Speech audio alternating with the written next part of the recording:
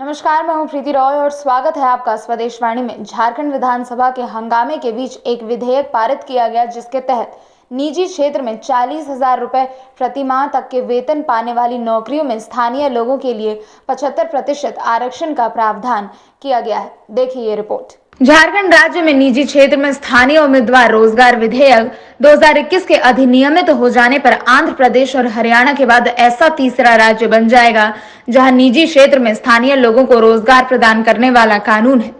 इससे पहले झारखंड विधानसभा की प्रवर समिति ने कुछ संशोधनों के साथ इस विधेयक को मंजूरी दे दी थी। इसे मार्च में बजट सत्र के दौरान पेश किया गया था और विधानसभा अध्यक्ष रविंद्रनाथ महतो द्वारा गठित 6 सदस्यीय समिति के समक्ष इसे पुनरीक्षण के लिए भेजा गया था। वहीं कांग्रेस के प्रवक्ता आलोक दुबे ने बताया कि हमने चुनाव के समय में ही अपने घोषणा पत्र में कहा था कि कॉरपोरेट क्षेत्रों में 75% स्थानीय युवाओं को नौकरी मिलनी चाहिए। गठबंधन की सरकार उसी दिशा में आगे बढ़ रही है। बाहर से आने वाली कॉरपोरेट घराने हमारे खदान का, हमारे पानी का, हमारे दूसरे रिसोर्सेज का, हमारे श्रम का इस्तेमाल करती है, तो उनकी जिम्मेदारी है कि स्थानीय लोगों को नौकरी का महत्व तो मिलना ही चाहिए। वहीं विधानसभा भवन में उपस्थित बंधु तिर्की ने 75% आरक्षण पर पत्रकारों से बात करते हुए कहा कि यह आरक्षण 40,000 वेतन पाने वालों के लिए ही है। उन्होंने कहा कि यह नियम अच्छाइयों के लिए है, मगर स्थानीय कौन है इस पर मुख्यमंत्री विचार कर रहे हैं और इस प्रणाली में थोड़ा वक्त तो लगेगा। वहीं इस मुद्दे पर भाजपा सरकार से प्रश्न करते हुए नजर आए कि आखिर सरकार स्थानीय किसे मानती है, क्योंकि रघुवर सरकार की नियोजन नीति को सरकार ने निरस्त कर दिया है और सरकार अपनी नियोजन नीति लेकर आ रही है। तो सरकार के लोग यह बताएं कि आखिर कौन है स्थानीय, कौन है, इनको नौकरी नहीं देना है या फिर बल्कि जनता को भ्रम में रखकर राजनीति करनी है। वहीं भाजपा प्रवक्ता प्रतुल शाहदेव ने सरकार पर वार करते हुए कहा कि हेमंत सरकार शुरू से ही झूठ बोलती आ रही है, क्योंकि भारतीय जनता पार्टी आदिवासी और मूल वासियों के हित के लिए कोई भी कदम उठाता है तो उसका पूर्ण समर्थन करती है। उन्होंने निजी क्षेत्र में 75% आरक्षण की बात कही है, जो अच्छी कदम है, मगर सरकार पहले भी इस तरह की बातें कर चुकी है जो कि जमीनी हकीकत नहीं बन पाई।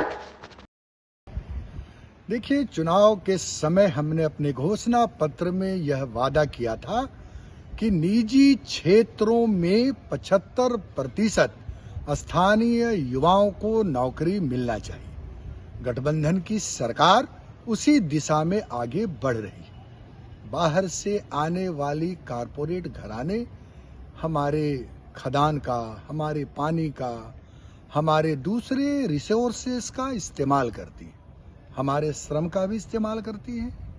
और कई प्रदेशों ने इस प्रकार के फैसले लिए हैं कि कॉरपोरेट हाउस जब हमारे राज्य में काम करने के लिए आते हैं तो उनकी ये जिम्मेदारी है कि स्थानीय लोगों को नौकरियों में महत्व मिलना चाहिए।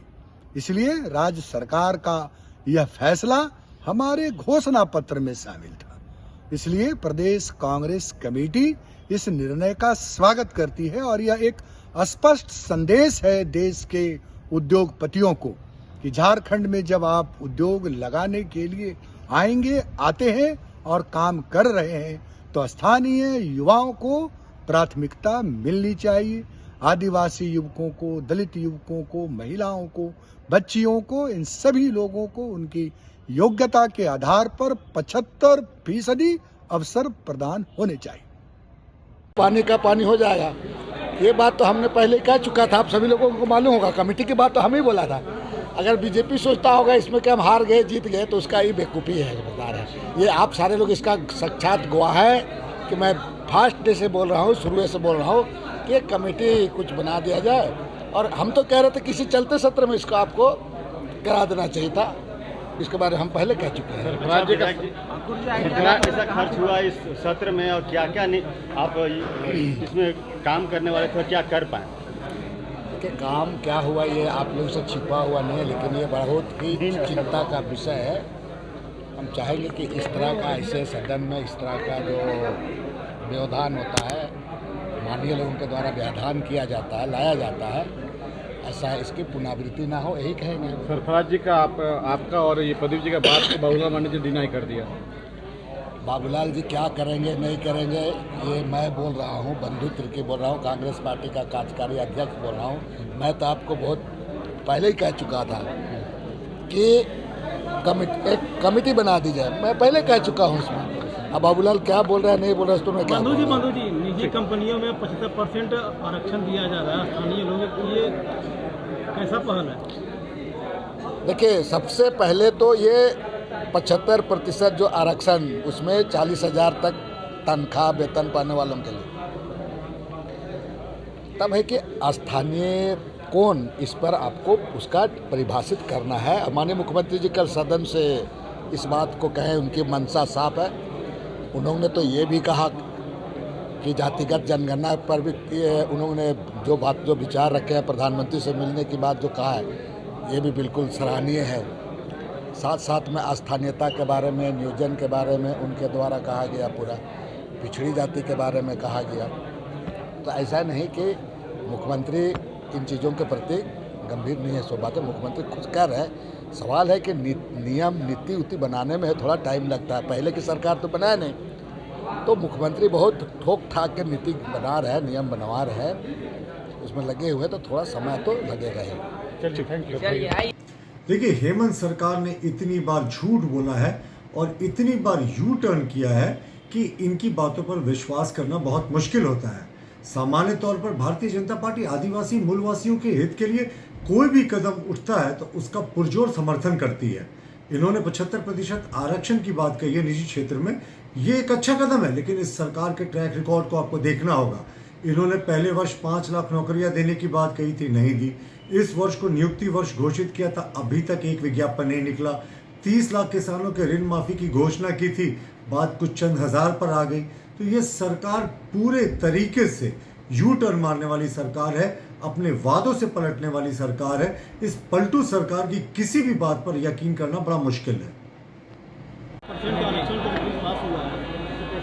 आप कल आपने लगता है कि सदन में आवाज़ हम लोगों का नहीं सुने होंगे। सरकार से सीधा सीधी हम लोगों ने पूछा कि सरकार यह बताए कि स्थानीय कौन है, परिभाषित करके बता दे। चूँकि रघुवर दास जी के सरकार की नियोजन नीति को आपने रद्द कर दिया, आपने नई नियोजन नीति लाई। अब सरकार के नुमाइंदे बताएं कि कौन है स्थानीय। इन्हें रोजगार नहीं देना है, केवल जनता को इसी प्रकार का भ्रम में, वातावरण में डाल करके और भ्रम की राजनीति के आधार पर विभाजनकारी राजनीति को पोषित करने के लिए, कभी मस्जिद बनाने के लिए, कभी नमाज पढ़ाने के नाम पर, कभी और किसी प्रयोजन के नाम पर, कभी उर्दू के नाम पर, इसी प्रकार का काम करना है। अगर आप इस चैनल पर नए हैं तो हमारे चैनल को लाइक, शेयर एंड सब्सक्राइब जरूर करें ताकि आने वाली देश विदेश की खबरें आपको मिलती रहे।